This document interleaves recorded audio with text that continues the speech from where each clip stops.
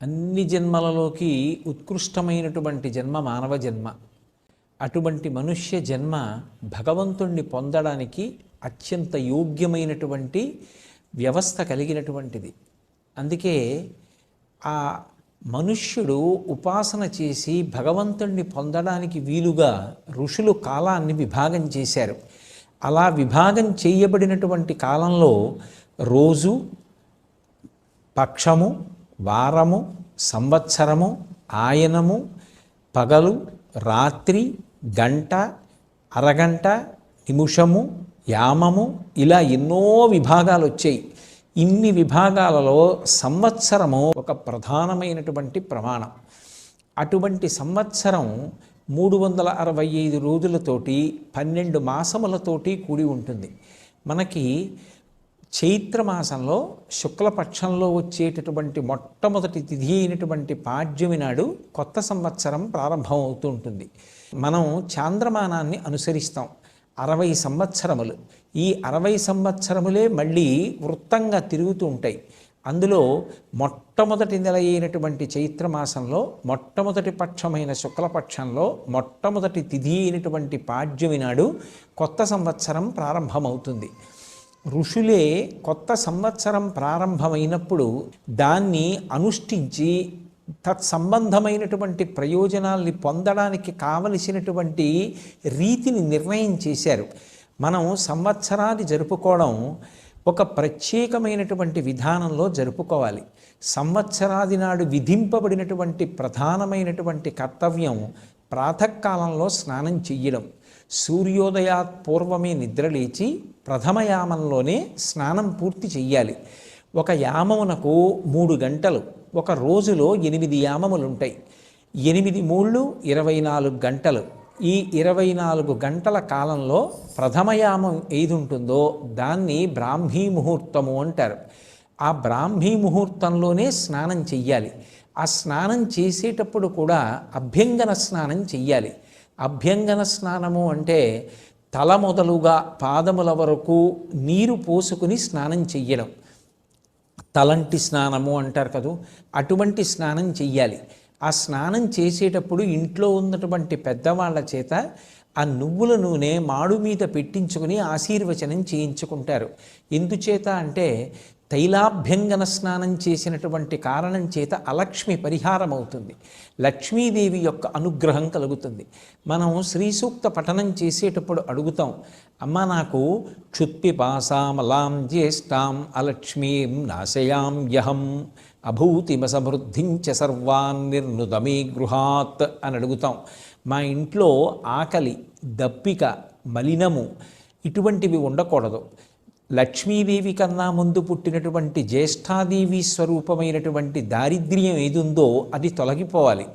నేను పుత్రులతోటి, మిత్రులతోటి, సంపత్తితోటి, వాహనాలతోటి భోజనం చెయ్యాలని సంకల్పం చేసినప్పుడు కావలసినటువంటి పదార్థాలతోటి దాన్ని జీర్ణం చేసుకోగలిగినటువంటి ఆరోగ్య వ్యవస్థతోటి నేను సంతోషంగా ఉండాలి.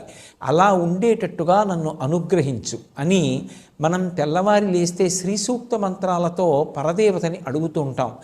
అలా అడగడానికి పర్యవసానంగానే సంవత్సరాది నాడు మొట్టమొదటి యామంలో బ్రాహ్మీ ముహూర్తంలో తలంటు స్నానం ఆచరిస్తారు. ఆ తైలాభ్యంగన స్నానం ఆచరించినటువంటి కారణం చేత అలక్ష్మి పరిహారమై లక్ష్మీ కటాక్షం కలుగుతుంది. తలంటు స్నానం చేసిన తరువాత నూతన వస్త్రములను ధరించాలి. నూతన వస్త్రాలు ధరించడము అనేటటువంటి విషయంలో ఒక ప్రత్యేకమైనటువంటి విశేషం ఉంటుంది. అంచు కలిగినటువంటి బట్ట కట్టుకోవాలి.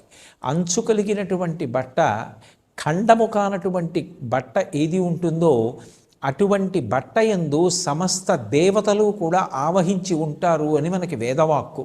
వేదవాక్కే ప్రమాణవాక్కు. ఎందుచేత అంటే తస్మాత్ శాస్త్రం ప్రమాణంతే కార్యాకార్య వ్యవస్థితౌ. ఏదైనా ఒక పని చెయ్యాలి అంటే శాస్త్రాన్ని ప్రమాణం చేసుకొని చెయ్యాలి. శాస్త్రమే వేదము. ఆ వేదం చెప్పినటువంటి మాట వస్త్రాన్ని ఆవహించి దేవతలు ఉంటారు.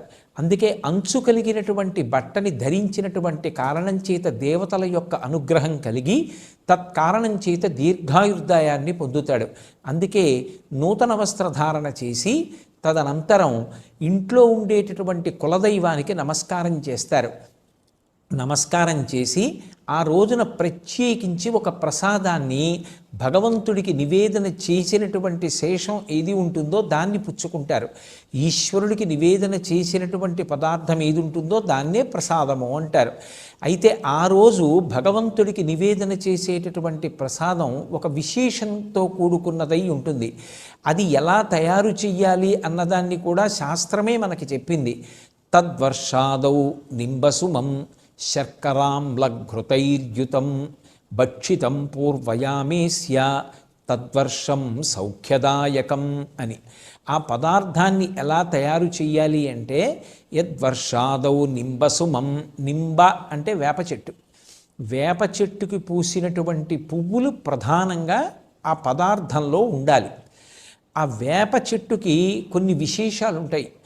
ఆరోగ్యాన్ని ఇవ్వగలిగినటువంటి చెట్టు ఏది అంటే వేప చెట్టు. అందుకే నింబవృక్షం గురించి వ్యాఖ్యానం చేస్తూ అమరకోశం ఒక మాట అంటుంది. వేప చెట్టుని ఆశ్రయించి ఉండడం, వేప చెట్టు కింద పడుకోవడం, వేప చెట్టు యొక్క గాలి పీల్చడం ఆరోగ్యానికి పరమకారణములై ఉంటాయి. అంత గొప్పది వేప చెట్టు. అది పరదేవత యొక్క అనుగ్రహం. అటువంటి వేప చెట్టు ఈ చైత్రమాసం వచ్చేటప్పటికి వసంత ఋతువు వస్తోంది అనేటప్పటికీ పువ్వు పూస్తుంది. ఆ పువ్వులో విశేషమైనటువంటి రోగనిరోధక శక్తి ఉంటుంది, ఆ క్రిమిసంహారక శక్తి ఉంటుంది. అటువంటి వేప పువ్వుని నీటిలో కలుపుతారు. తద్వర్షాదౌ నింబసుమం శర్కరాంలఘృతైర్యుతం. శర్కర అంటే ఇక్కడ బెల్లము అని అర్థం చేసుకోవాలి. బెల్లానికి ఒక్కదానికే నిలవదోషం లేదు. అందుకే భగవంతుడికి ఏదైనా పిండి పదార్థం తయారు చేసి నివేదన చేసినా, లేదా పళ్ళు మొదలైనటువంటివి నివేదన చేసినా కూడా నివేదన చేసేటటువంటి సంభారంతో పాటుగా ఒక బెల్లంగడ్డ కూడా నివేదన చేస్తారు. బెల్లంగడ్డ మంగళద్రవ్యమే కాదు, దానికి నిలవదోషం కూడా ఉండదు. అది ఇంట్లో ఎంతకాలం నిలవ ఉన్నా అది నిలవ ఉన్న పదార్థంగా పరిగణనలోకి రాదు. అందుకే ఆ బెల్లంగడ్డ ఆ నీటిలో వేస్తారు. ఆ వేప పువ్వు వేసినటువంటి నీటిలో ఈ బెల్లంగడ్డ వేసి ఆమ్లఘృతైర్యుతం. ఆమ్ల అంటే చింతపండుతో కలిసినటువంటి పులుసు, చిక్కని పులుసు పదార్థంలా తయారు చేయబడినటువంటి దానిలో ఈ బెల్లం ముక్క నాని కరుగుతాయి. వేప పువ్వు యొక్క సారము దిగి వేప పువ్వు పైన తేలుతూ ఉంటుంది. అందులో ఘృతైర్యుతం, ఆవు నీతిని కలపాలి. లోకంలో మూడింటిని అమృతంతో సమానంగా చెప్తారు. ఘృతం పిబీత్ అంటుంది, అందుకే వేదం. ఆవు నెయ్యి అమృతంతో సమానం. 2 మంచినీళ్ళు. మంచినీళ్ళు అమృతంతో సమానం. అందుకే ప్రాణోత్క్రమణమైనప్పుడు స్పృహ తప్పిపోతే వెంటనే నీళ్లు తెచ్చి ముఖం మీద చిలకరిస్తారు. ఆ నీళ్లు ముఖం మీద పడగానే తమ తమ స్థానముల నుండి ఉద్గతమైనటువంటి ప్రాణములు కూడా వెనక్కి వస్తాయి. అలా అమృతంతో సమానమైనది ఏది అంటే నీరు. అమృతంతో సమానమైనది ఏది అంటే ఆవు నెయ్యి. అమృతంతో సమానం అమృతమే. కాబట్టి ఈ 3 అమృతములే అని చెప్పబడతాయి. అటువంటి ఆవు నీతిని కలపాలి. ఈ పదార్థములను ప్రధానంగా కలుపుతారు. లోకంలో ఏ చెట్టుకి కూడా భగవంతుని యొక్క పేరు లేదు. కానీ ఒక్క మామిడి చెట్టు యొక్క పేరు మాత్రము రసాలము అంటారు సంస్కృతంలో. భగవంతుడికి పేరు రసోవై సహా. భగవంతుని పేరు కలిగినటువంటి చెట్టు మామిడి చెట్టు. పైగా దాని ఆకులు ప్రతి మంగళకార్యమునందు వినియోగపడతాయి. విశేషించి దానిని ఊరుగాయగా నిలవ ఉంచుకుని కూడా తింటూ ఉంటారు. కారణం దాని యందు అంత ఓషధీశక్తి ఉండడమే. అంత గొప్పదైనటువంటి మామిడి ముక్కలు కూడా కలుపుకోవడం అనేటటువంటిది సంప్రదాయంలో అలవాటుగా ఉంది. ఈ పదార్థాన్ని భగవంతుడికి నివేదన చేసి ఎప్పుడు తినాలి ఈ పదార్థము అంటే మొట్టమొదటి యామంలో తినాలి. అంటే తెల్లవారుజాము కాలంలోనే ఇది ఈశ్వరుడికి నివేదన చేసి ప్రసాదంగా పుచ్చుకోవాలి. అంటే ఈశ్వరుడికి దీన్ని నివేదన చెయ్యాలి అంటే దానికి పూర్వాంగంలోనే స్నానాది కార్యక్రమములు పూర్తయిపోవాలి. అలా యద్వర్షాదౌ నింబసుమం శర్కరాంలఘృతైర్యుతం. ఆ పదార్థాన్ని ఎవరైతే పుచ్చుకుంటున్నారో, ఈశ్వర ప్రసాదంగా స్వీకరిస్తున్నారో అటువంటి వాళ్ళకి తద్వర్షం సౌఖ్యదాయకం. ఆ ప్రసాదమే ఈశ్వరుడి యొక్క అనుగ్రహం కనుక ఆ ప్రసాదము ఆ సంవత్సర కాలమంతా కూడా ఆ వ్యక్తి ప్రశాంతమైనటువంటి స్థితిలో జీవించడానికి కావలసినటువంటి వ్యవస్థని మనకి ఆ రోజున భూషణములను ధరిస్తారు. కొత్తగా చేయించుకున్నటువంటి భూషణములను ధరించి రాజదర్శనం చెయ్యాలి అని శాస్త్రవాక్కు. అందుకే ఇప్పటికీ మీరు పంచాంగాన్ని పరిశీలనం చేస్తే ఉగాది లేదా యుగాది, ఒకప్పుడు సృష్టి ప్రారంభం ఆ రోజున జరిగిందిట, అందుకని యుగాది నూతన సంవత్సరారంభం. అందుకే ఆ రోజున అభ్యంగన స్నానం ఆచరించి నూతన వస్త్రధారణ చేసి రాజదర్శనము అని పంచాంగంలో రాసి ఉంటుంది. రాజదర్శనము అంటే ఈ భూమిని పరిపాలించేటటువంటి ప్రభువు ఎవరుంటారో ఆయన నా విష్ణు పృథివీపతి, విష్ణువాంశ లేనటువంటి వాడు పృథివీపతి కాలేడు. ఇప్పుడు మనం రాజదర్శనం చెయ్యాలి అంటే తేలిక మార్గం, రాజులకు రాజు పరమేశ్వరుడు రాజశేఖరుడైన. అందుకే రాజన్మత్తమరాళమందగమనాం రాజీవపత్రేక్షణాం రాజీవ ప్రభవాది దేవ మకుటై రజత్పదాంబోరుహాం రాజీవాయతపత్రమండిత కుచాం రాజాధిరాజేశ్వరీం శ్రీశైలస్థలవాసినీం భగవతీం శ్రీమాతరం భావయే అంటారు. ఆ జగదంబ కన్నా పరమేశ్వరుడి కన్నా రాజాధిరాజులు ఎవరుంటారు? అందుకే చక్కగా ఆ రోజున శివాలయానికి వెళ్ళి మనం పార్వతీ పరమేశ్వరుల యొక్క దర్శనం చెయ్యాలి. ఎందుచేత అంటే జగత పితరౌ వందే పార్వతీ పరమేశ్వరవు, ఈ జగత్తుకంతటికీ కూడా తల్లిదండ్రులు వాళ్ళు. లేదు లక్ష్మీనారాయణ దర్శనం చెయ్యవచ్చు. చక్కగా విష్ణువాలయానికి వెళ్ళి ఆ స్వామి దర్శనం, జగన్మాతయే లోకమాత అయినటువంటి లక్ష్మీదేవి దర్శనం కూడా అదే స్థాయిలో ఫలితాన్ని ఇస్తాయి. శివకేశవుల మధ్య అభేదం పాటించడం అనేటటువంటిది జీవితంలో ప్రధానంగా అలవాటు కావాలి. ఆ రోజున తప్పకుండా చెయ్యవలసినటువంటి పనులలో ఒకటి గోపూజ చేసి వృషభ పూజ చెయ్యాలి. ఎందుచేత అంటే ఎద్దు యొక్క డెక్కల నుండి స్రవించినటువంటి అమృత బిందువుల వలన పంట బాగా వృద్ధిలోకి వచ్చి చక్షు సంబంధమైన వ్యాధులు రాకుండా ప్రజల్ని కాపాడుతుంది. అంత గొప్పగా ముఖభాగము చేత అనుగ్రహించగలిగినది వృషభము, పృష్ఠభాగము చేత అనుగ్రహించగలిగినది గోవు. సమస్త దేవతలు గోవు యొక్క శరీరమును ఆవహించి ఉంటారు. అందుకే ఆ రోజు తప్పకుండా గోవు యొక్క దర్శనం చేసి గోవుకి ప్రదక్షిణం చేసి నమస్కరించి కాస్త గోగ్రాసం పెట్టి వృషభ పూజ చేసి వస్తే విశేషమైనటువంటి ఫలితం కలుగుతుంది. అలాగే ఆ రోజున తప్పకుండా పంచాంగానికి పూజ చేస్తారు. పంచాంగము అంటే 5 అంగములు కలిగినది అని అర్థం. తిథి, వారము, నక్షత్రము, కరణము, యోగము అంటారు. ఈ పంచాంగంలో ఒక సంవత్సర కాలాన్ని ప్రమాణం చేసుకుని ఆ కాలమునందు గ్రహములు ఎలా కదులుతున్నాయో, ఆ గ్రహములు ఏ ఏ ఫలితాల్ని ఇవ్వబోతున్నాయో దాని చేత ఆయా నక్షత్ర పాదముల యందు జన్మించినటువంటి జాతకులు పొందబోయేటటువంటి శుభాశుభ ఫలితములు ఎలా ఉంటాయో, ఆదాయ కందాయ వివరాలు ఎలా ఉంటాయో, రాజపూజ్యము అవమానము ఎలా ఉంటాయో ఇవన్నీ తెలియచెప్పబడతాయి. ఎందుకు ఇవన్నీ చదువుకోవడం అంటే గ్రహములకు స్వాతంత్ర్యం లేదు, అవి ఈశ్వరుడికి వశవర్తి అయి ఉంటాయి. రాబోయే కాలం ఇలా ఉంటుంది అని తెలిసిందనుకోండి, బెంగ పెట్టుకోవలసిన అవసరం ఉండదు. భగవంతుణ్ణి చక్కగా భక్తితో ఆరాధన చేస్తే భక్తికి ప్రసన్నుడైనటువంటి పరమాత్మ గ్రహములను ఆదేశిస్తాడు. వీడు భక్తితో జీవిస్తున్నాడు కనుక వీడికి తీవ్రమైనటువంటి ఫలితములను ఇవ్వకు, వాడు తట్టుకోగలిగినంత కష్టాన్ని మాత్రమే ఇచ్చి అనుగ్రహించమని శాసించి వాడు గత జన్మలలో చేసుకున్నటువంటి కర్మల వలన పొందవలసినటువంటి పరమ భయంకరమైనటువంటి దుఃఖాన్ని కూడా భరించగలిగినంత దుఃఖంగా మార్చి ఆ ఫలితాన్ని అక్కడతో పరిమార్చేటట్టుగా అనుగ్రహించగలిగినటువంటి దివ్యశక్తి సంపన్నుడు ఈశ్వరుడు ఒక్కడే. ఆ ఈశ్వరారాధన చేసి తనని, తన కుటుంబాన్ని, తన దేశాన్ని రక్షించుకోవడానికి కావలసినటువంటి మార్గదర్శనం పంచాంగ శ్రవణం చేత, పంచాంగ పూజ చేత లభిస్తుంది. అసలు పంచాంగం ప్రతిరోజు చూడాలి. తిథి, వారము, నక్షత్రము, కరణము, యోగము అనేటటువంటి ఈ 5టిని ప్రతిరోజు ఎవరు పరిశీలనం చేస్తారో వారికి సంపద, దీర్ఘాయుర్దాయము, పాపనాశనము, అలాగే ఆరోగ్యసిద్ధి, విజయము ఈ 5 సంప్రాప్తిస్తాయి.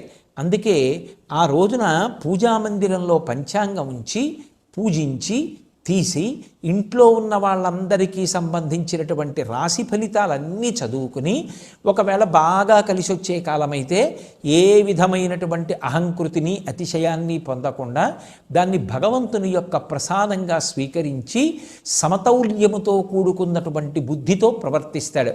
ఒకవేళ ఏదైనా ఉపద్రవం పొంచి ఉంది అని చెప్పబడినప్పటికీ ఏ బెంగా పెట్టుకోకుండా దాని నుంచి ఉద్ధరించగలిగినటువంటి పరమశక్తి సంపన్నుడైనటువంటి పరమేశ్వరుని యొక్క పాదార విందములను ఆశ్రయించి కష్టముల నుంచి పైకొచ్చి సంతోషంగా జీవితాన్ని గడిపి భక్తి యందు మరింత దృఢంగా ఉంచుకుని నిలబడగలిగినటువంటి స్థితిని పొందుతాడు.